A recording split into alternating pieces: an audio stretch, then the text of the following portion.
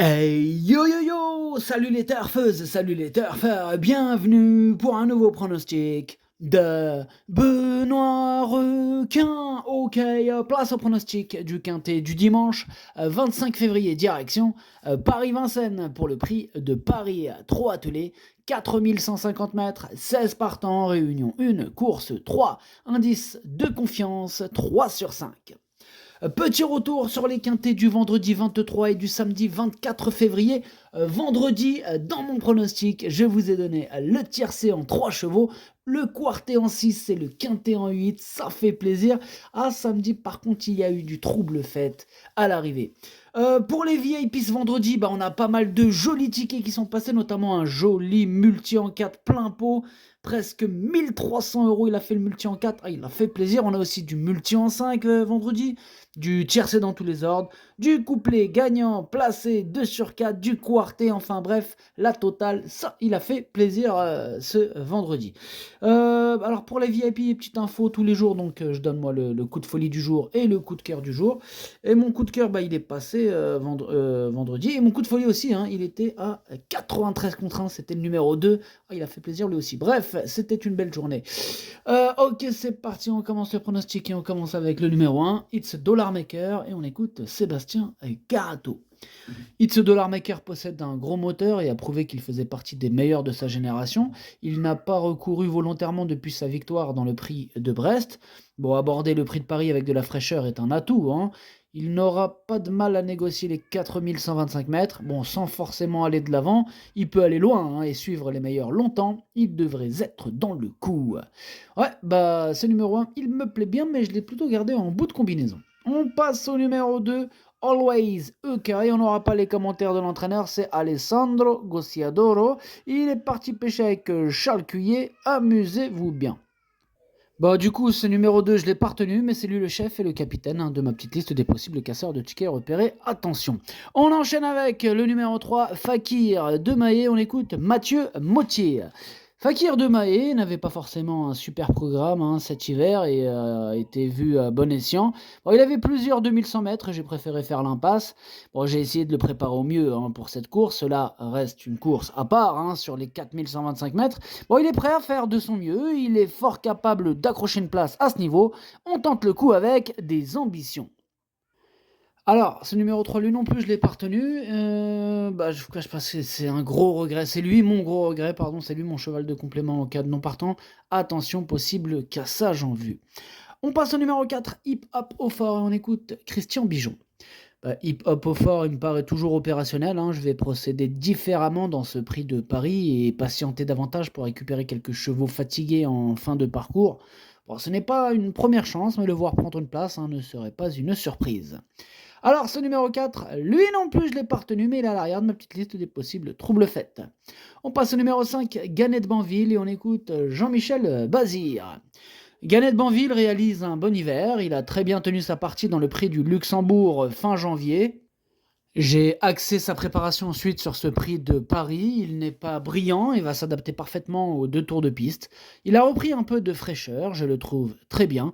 Il a parfaitement les moyens de terminer parmi les 5 premiers. Alors, ce numéro 5, lui par contre, je l'ai retenu, mais en toute fin de combinaison. On passe au numéro 6, Inamarosa, et on écoute Léo Abrivard. Inamarosa jouait de malchance dans le prix de France, sans quoi elle aurait pris une part active à l'arrivée pour une place. Elle est plutôt économique dans son trot et tempérament. Aussi, les 2 tours de piste ne poseront pas de problème. Elle est toujours aussi compétitive en fin de meeting.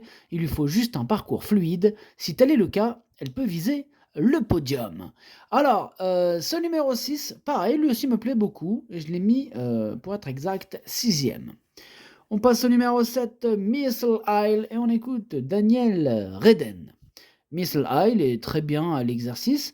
La dernière fois, ce n'était pas facile avec son numéro 16 derrière l'autostart. Ensuite, il a fait une très bonne course sur 3200 mètres. Alors, j'espère que la distance ne sera pas un problème. S'il dispose d'un bon parcours en dedans, il peut peut-être être 3e, 4e, 5e. Peut-être 3e, 4e, 5e, nous dit Daniel Reden. Ce numéro 7, moi je ne l'ai pas retenu, c'est un regret, c'est mon 2e cheval de complément en cas de non partant. On enchaîne avec le numéro 8, Hussard du Landré, et on écoute Benoît Robin. Hussard du Landré, Hussard du Landré est malheureusement parti au galop dans le Prix d'Amérique. J'espère que ce n'était qu'un faux pas. De condition, il me paraît toujours aussi bien depuis. Il peut mieux que l'année dernière, hein, j'ai confiance en mon cheval. Il a un tout premier rôle à jouer. Bon, à noter qu'il avait terminé 4e l'année dernière, ce Hussard du Landré. On va voir ce qu'il va faire cette année. En tout cas, moi, je l'ai mis... euh, je l'ai mis 6e. En fait, tout à l'heure, le 6, je ne l'avais pas mis 6e. Je l'ai mis 5e, pardon. Voilà. Petite je perds mes mots. Enfin bref, on passe au numéro 9. Elvis du Vallon. Et on n'aura pas les commentaires de l'entraîneur. On l'a dit tout à l'heure, c'est Charles Cuillet qui est parti pêcher avec Alessandro Gocciadoro. Amusez-vous bien. Ce numéro 9, par contre, lui, je ne l'ai pas retenu. On passe au numéro 10, Isoar Vedake. Et on écoute Benjamin Rochard. Isoar Vedake n'a pas démérité dans le Prix d'Amérique, hein, mais la tâche était trop compliquée. On s'est retrouvé en 3e épaisseur à l'intersection des pistes et on n'a pas pu franchir les autres. Bon, donc il a fini à son rythme, hein, non loin des concurrents placés. Sa performance était bonne, hein, quand même. La distance va lui convenir, il a une belle chance, d'autant qu'il peut se débrouiller tout seul. Ça c'est bien, s'il peut se débrouiller tout seul, hein, ça nous intéresse. En tout cas, ce numéro 10, c'est tout simplement lui mon préféré, je l'ai bien sûr installé en tête. On passe au numéro 11, Hokkaido Giel, et on écoute Jean-Luc Dersoir. Hokkaido Giel a confirmé sa performance du Prix d'Amérique, en refaisant une nouvelle très belle prestation dans le Prix de France. J'espère qu'il sera dans le même état de forme. Bon, comme il ne tire pas, la longue distance ne devrait pas le gêner. Avec un bon parcours, il peut s'immiscer dans la bonne combinaison. Moi, il me plaît beaucoup ce numéro 11. Hein. Vraiment, il fait partie de mes préférés. J'y crois, je l'ai mis 2e. On enchaîne avec le numéro 12, Money Viking, et on écoute Björn Goop. Money Viking paraît bien physiquement, ses courses lui ont été profitables, jouer un premier rôle sera difficile, mais il est capable d'accrocher une petite place. Je serai satisfait d'une 4 ou 5e place avant coup. 4 ou 5e place, nous dit Björn Goop. À ce numéro 12, je ne l'ai pas retenu. On passe au numéro 13, Power, et on écoute Robert Berg. Power aurait été 3e, 4e dans le Prix de France sans incident à 300 mètres du but. Alors, j'espère qu'il pourra le faire cette fois. Il est en bel état et a déjà eu de bons résultats sur 3000 mètres. Il n'a pas besoin d'une tactique spéciale pouvant attendre ou aller en tête. Alors, ce numéro 13, je ne l'ai pas retenu, mais il est en plein milieu de ma petite liste des possibles troubles faits. On va lui accorder une note de méfiance. On passe au numéro 14, Diable de Vauvert, et on écoute Bertrand Lebellé. Diable de Vauvert est en pleine possession de ses moyens. On se rapproche du niveau qu'il avait il y a 2 ans. Je ne l'ai pas trouvé ridicule dans le Prix d'Amérique, où cela ne s'est pas passé au mieux. Bon, il a de vraies dispositions pour les longues distances. Hein. Je ne serais pas surpris s'il était dans les 5 premiers. Moi, je serais surpris un petit peu, hein, étant donné que je ne l'ai pas retenu, hein, ce numéro 14. On passe au numéro 15, Ampiamed SM, et on écoute Franck Nivard. Ampiamed SM vient de bien courir et a gagné ce Prix de Paris l'an dernier. La longue distance ne la dérange pas, il faut avoir la bonne course. Elle est peut-être un peu moins tranchante que l'hiver dernier, mais elle reste compétitive. Elle est un peu moins tranchante, hein, il nous dit Franck Nivard cette année, hein, mais bon, il nous rassure à la fin, il nous dit qu'elle reste compétitive. En tout cas, moi, ce numéro 15 me plaît beaucoup. Je l'ai mis très haut, je l'ai mis 3e. Et on termine avec le numéro 16, Hooker Berry, et on écoute Jean-Michel Bazir. Hooker Berry est aussi bien que l'année dernière. Par un concours de circonstances, hein, il n'a pas obtenu les mêmes résultats. Il est toujours aussi bien physiquement. L'année dernière, il avait pris la 3e place de ce Prix de Paris. Avec un déroulement limpide, il peut faire aussi bien. Il reste très compétitif. C'est vrai qu'il manquait un peu de chance ces derniers temps. Hein. Ça se goupillait mal. Moi, je pense qu'il peut largement se réconcilier avec les bonnes performances. Ce numéro 16, je l'ai gardé assez haut, je l'ai mis 4e.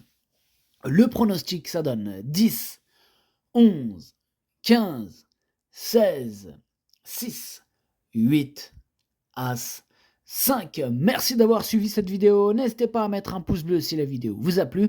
Pour accéder à tous mes tickets pour la course du Quintet, rendez-vous directement en description de la vidéo.